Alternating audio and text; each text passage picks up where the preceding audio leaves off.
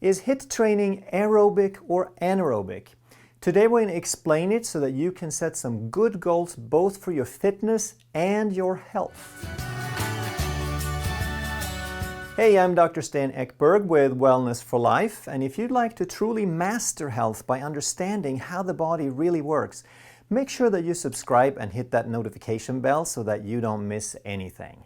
There's a lot of confusion about training and aerobic, anaerobic, cortisol, blood sugar, so we're going to talk a little bit about this today so that you can set some good goals and understand why you're doing it depending on what your health and fitness goals are. So let's assume that you have a resting heart rate of about 60. That's if you're in pretty good shape. A lot of people are anywhere from 60 up to 80, so if you can get it closer to 60, then you got a stronger heart and a little bit better oxygen utilization.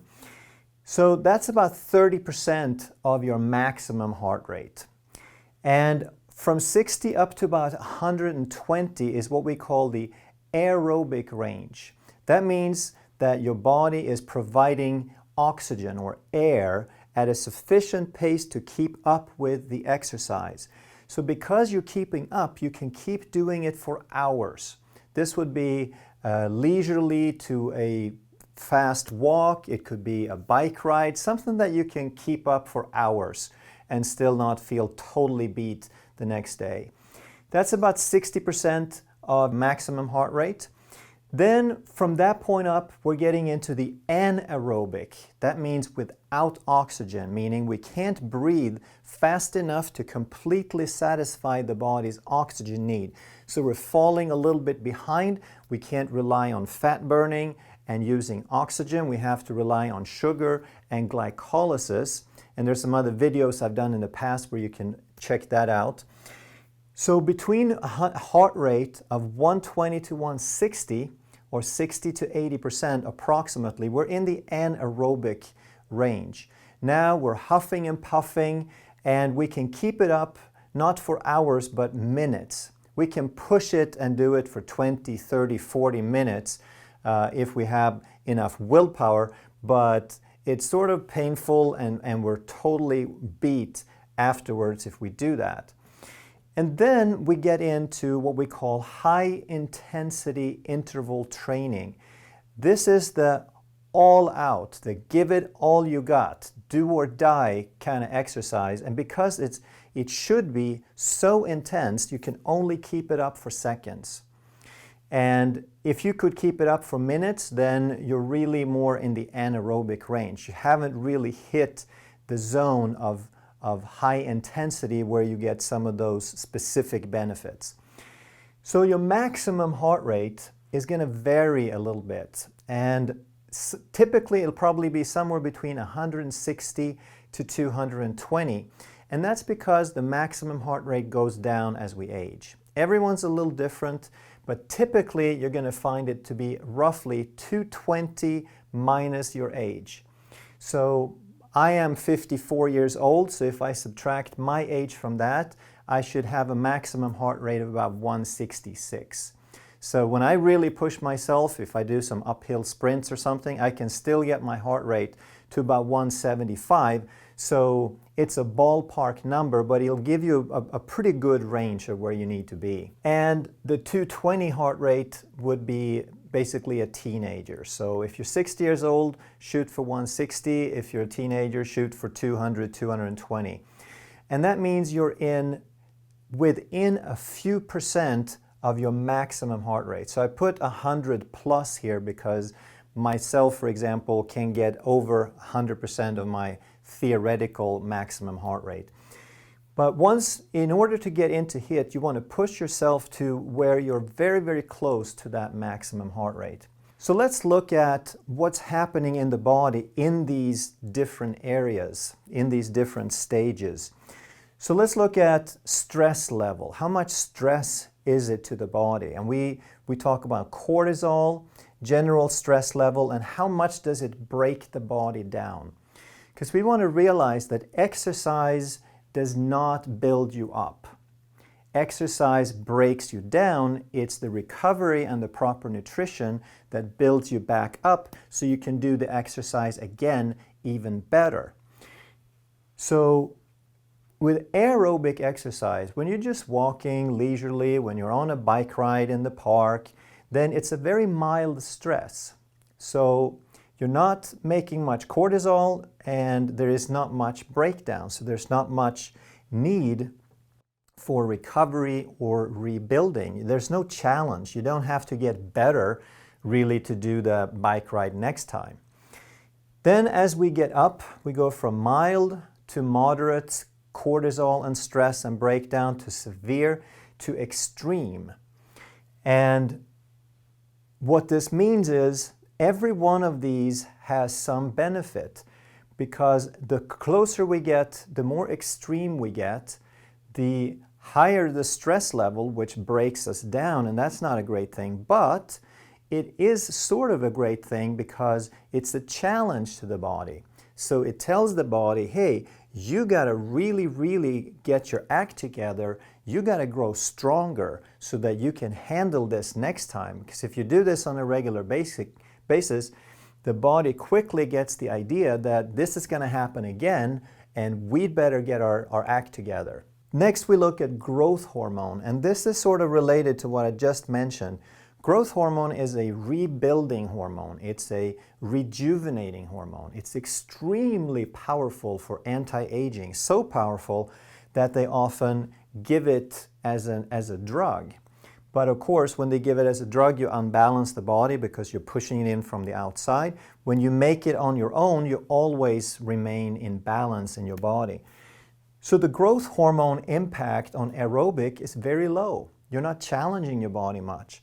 As we go up, you get some and then you get more. And at the HIIT level, now you're making as much as 300 to 400% the normal amount of growth hormone.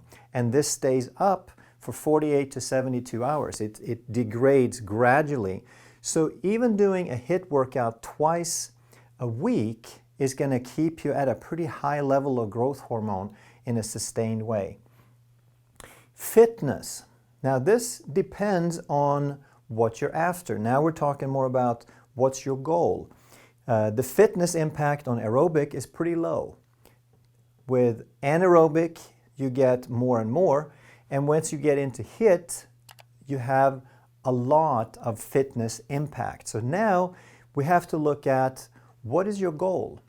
I was an Olympic decathlete, so my goal was extremely event specific at a very high level.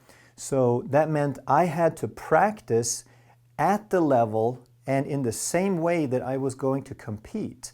Because if you're a sprinter and you're going to run the 100 meters and it's going to last 10 seconds and you're going to be all out, you're going to be at 100%, you can't practice at 70% and then believe that the body is ready to go to 100.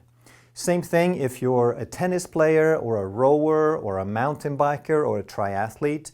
You have to do some base training, but then you have to gear it toward your specific goal. Now, let's look at what some different goals might be. So obviously, if your goal is fitness, if you are a triathlete, then you got to figure out how to balance this in a way to fit your event. If you're a triathlete, you're going to spend a lot of time right around the lower end of anaerobic because you're going to be going for 6, 7, 8 hours. So you can't be up in here because you couldn't sustain it, but you also can't be down here because then you're not really getting the fitness level that you need. But let's just say someone's goal is health. You don't have any particular, you're not going to compete, you're not going to race. You just want to be moderately fit, you want to be healthy, you want to maximize the growth hormone and all these different variables. Let's say, and now it also depends on how old you are. So if you're 20 or 50 or 80 years old, you're probably going to have a little bit different goals. But let's say you're 20 years old and your goal is just to be healthy, then I would suggest, and these are just rough numbers, it's not like I researched this and said this is exactly what you need to do for this situation, but it'll give you an idea, I think, of how you can kind of fit this together. So if you're 20 years old, then you probably just want to do somewhere between 60 and 90% of your training in the aerobic range, meaning you're breathing slowly, you're breathing fully but steadily, but you're not panting and panicking. And this is tricky for a lot of people because they think training is pain. They think they have no pain, no gain, that they have to hurt in order to get something out of it. And that's not true, because at this level, you have still doubled your heart rate, you have more than doubled your circulation because each heartbeat pumps more blood. So you've tripled or quadrupled your circulation, your drainage, your detox, your oxygenation of tissues. All of these things are tremendously increased even at a moderate level, long before you actually feel pain or discomfort. So if you're just looking for health, then do the vast majority of your time in training in the aerobic range, meaning 120 or less in heart rate. Then you probably want to do some, if you enjoy it, if you like to play tennis, if you like to do spin classes, if you like to do aerobics, then do some of that. If you enjoy it, do some because it's going to get you some fitness. It's moderately stressful. And again, this depends on how healthy you are to start with. If you're already a little bit fragile, then you probably don't want to get into this range at all. If you're just trying to get started, you might spend as much as 100% of your time in this range. And then I would encourage you to still do a little bit of high-intensity training. Even if you do 95% down here and you do nothing here, do a little bit of high intensity.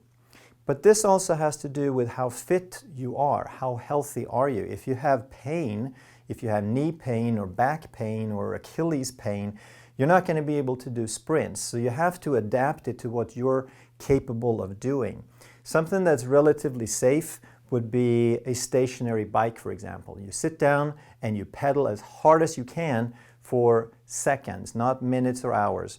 30 seconds, you take a few seconds, 10, 20-second break, you go all out again, 30 seconds, and you just do that until you get your heart rate up. And you do this no more than once or twice a week. If you're young and fit, you might do it a little bit more. You might want to do it 3 or 4, even 5 times if it's event specific. But the older you get and the less event specific you are, you probably don't want to do this more than once or twice a week for just a few minutes, just long enough to get your heart rate into that 95 to 100% range.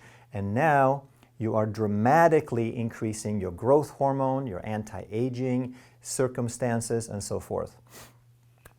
So if you're 50, you might want to go somewhere between 70 to 95% in the aerobic range. If you enjoy it, do a little bit of anaerobic and do a little bit of high intensity. And even if you're 80 years old, if you can, you might do anywhere from 80 to as much as 100% in this range. You may do something here if you're really youthful, 80-year-old, and you like playing tennis, keep doing that. Or if you have some specific hobby. And do what you can. If you're not fit enough, if you have pain or something keeping you from it, then your high intensity is going to be 0, which holds true for the 50-year-olds as well. But if you can, try to do at least once a week, maybe twice, a little bit of high intensity, because now you are challenging your body. You're telling your body, hey, we need some growth hormone. We need something to build up the body so that it can get better, so it can get stronger, so it can have more vitality and deal with this stress tomorrow. Because it is very stressful, that's why, even though there are tremendous benefits, we want to keep this to a minimum. Very, very short duration, not every day. Because this is low stress, you can do as much as you like. Do it for hours if you enjoy it.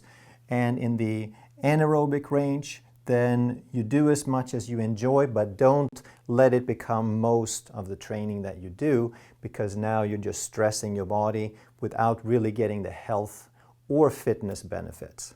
So is HIIT training aerobic or anaerobic? Well, it's on the spectrum. So HIIT is an extreme version of anaerobic. Stay tuned to our channel so you can learn more about health. Make sure you subscribe and hit that notification. And share this video with as many people as you can, because there's a lot of people who want to be healthy, but they're not quite sure how. Thanks for watching.